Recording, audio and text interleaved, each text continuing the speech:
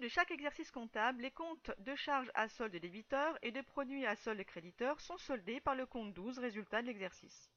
Lorsque les produits sont supérieurs aux charges, on parle de bénéfice comptable qui fera l'objet d'une affectation dans un délai de 6 mois après la clôture de l'exercice. A l'inverse, lorsque les charges sont prépondérantes, on parle de perte comptable qui sera déduite des bénéfices ultérieurs. Prenons l'exemple d'un résultat bénéficiaire de 40 000 € à répartir.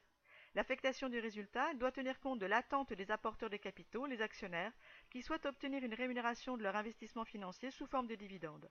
Mais l'affectation du résultat doit aussi permettre de renforcer la situation financière de l'entreprise en constituant des réserves afin d'augmenter les moyens de financer les futurs investissements, d'accroître la garantie des créanciers et faire face à d'éventuelles pertes.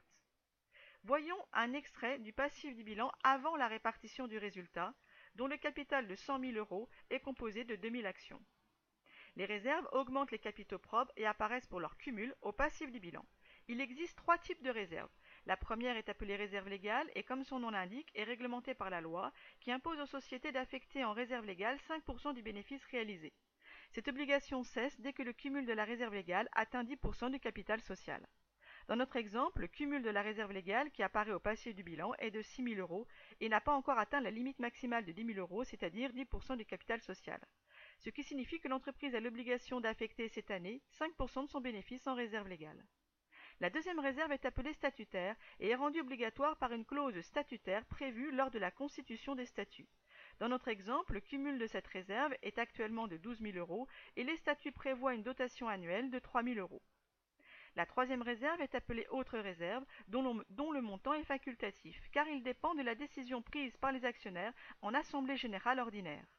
Dans notre exemple, le cumul de cette réserve est actuellement de 5 000 € et cette année, les actionnaires ont décidé d'une dotation en réserve facultative de 3 500 €.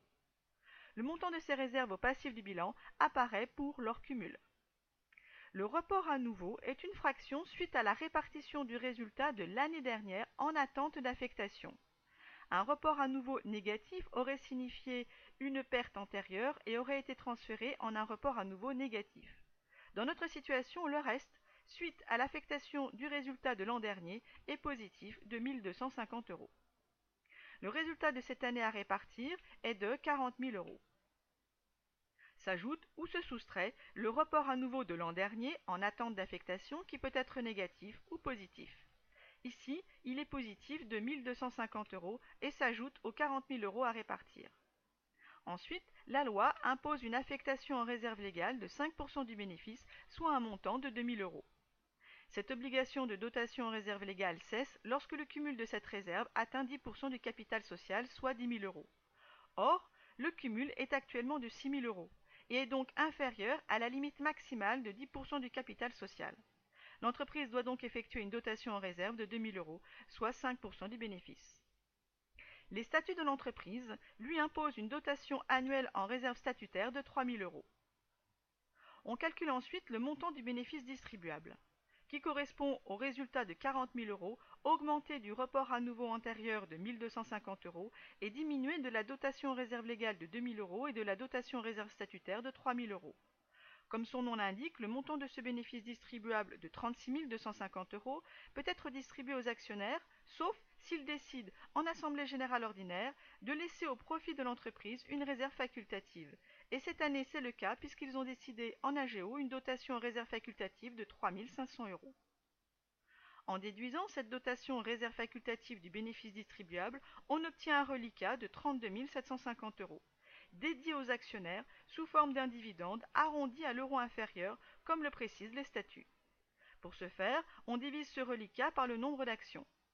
On obtient le montant à distribuer par action de 16,37 € à arrondir à l'euro inférieur, soit 16 €. Le total des dividendes à distribuer est de 16 € fois 2000 actions, soit 32 000 €. Suite à la distribution du dividende de 32 000 €, le nouveau report à nouveau est de 750 €. C'est le reste suite à l'arrondi du dividende par action qui n'a pas été possible d'affecter. Ce RAN viendra augmenter le montant du bénéfice de l'an prochain et sera intégré dans le bénéfice distribuable de l'exercice suivant. L'écriture d'affectation du résultat consiste à solder le compte 12 pour le bénéfice de 40 000 et le compte 11 pour le report à nouveau de l'an dernier de 1 250 € en les débitant puisqu'étant placés en plus au passif du bilan, ce sont des comptes à solde de créditeurs. Les dotations en réserve se constatent au crédit d'un compte 106, puisqu'elles s'ajoutent au montant cumulé appelé réserve légale, statutaire ou autres réserves qui apparaissent au passif du bilan. La dotation de cette année en réserve légale est de 2 000 euros, la dotation cette année en réserve statutaire est de 3 000 euros et la dotation en réserve facultative est de 3 500 euros. Tant que l'entreprise ne verse pas le montant des dividendes aux actionnaires, elle a une dette envers eux que l'on constate au crédit d'un compte de classe 4, soit le compte 457 dividendes à payer. Le nouveau RAN s'inscrit au crédit du compte 11 puisqu'il est intégré au passif du bilan et viendra augmenter le montant à répartir du bénéfice de l'an prochain.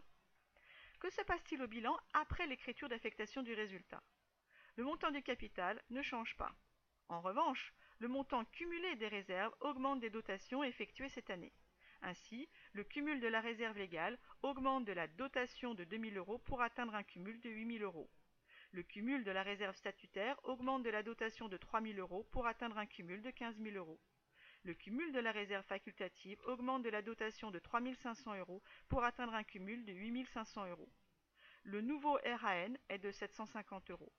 Une fois l'affectation du résultat effectuée, le montant du résultat de l'exercice à répartir est de 0.